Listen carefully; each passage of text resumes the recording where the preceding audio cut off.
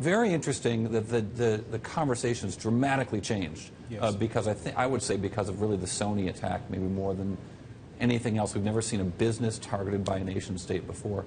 Does that change what companies want for cybersecurity? Well, first, thanks for having me on today. I think that it has changed. The threat landscape, if you look back 10, 15, 20 years ago, people tried to hack for notoriety. They tried to hack for publicity. Today, it's about money. If you have information that's valuable to someone, they're going to come after you. And right now, organizations need to do everything they can to safeguard the information, but also be able to react when they actually do experience a breach. What in the president's legislation do you think is best about what could be passed? Well, I think it's a noble first step. I think the administration... That means you think it stinks. Well, you know, I think that last night we heard the president talk about cybersecurity just a little bit. But for cybersecurity to get into his State of the Union is a big deal. When has that happened before?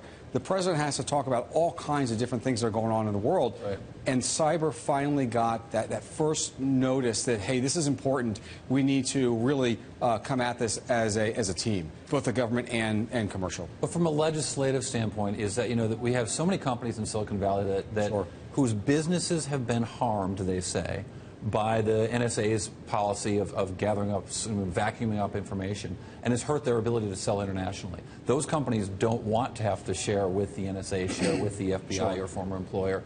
The president's suggesting that they have to do that and that would help them protect themselves. What do you hear your customers starting to say when they're starting to implement cybersecurity protection plans?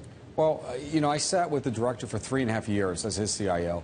And I remember when I would go out and visit companies or conferences and people would bring up NSA or some type of information gathering topic would come up, and I would say, look, you got to realize that you think about being an FBI agent. You know, you have to balance trying to stop bad things from happening, trying to put bad people away, but it's the only organization that is there to safeguard your civil liberties. So you think about you being in that job and trying to say, well, I want to stop bad things, but we need access to information.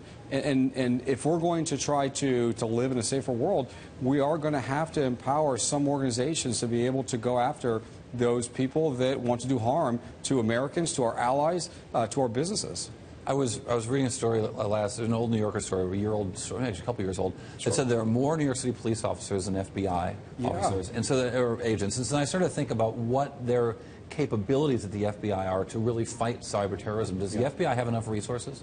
So I'll tell you that it's actually more interesting than that. The New York City police have more police officers in the city than all employees at the FBI. So we're actually a very, very small group, but very dedicated. These men and women, they go out every day trying to protect America, protect our citizens, protect our IP. They're trying to do their best. Now, I will tell you that I got read into programs. I was there, and obviously I can't talk to you about them on the air, but I got read into programs where I would sit there and look at the person briefing me, and I would go, who even thought that up?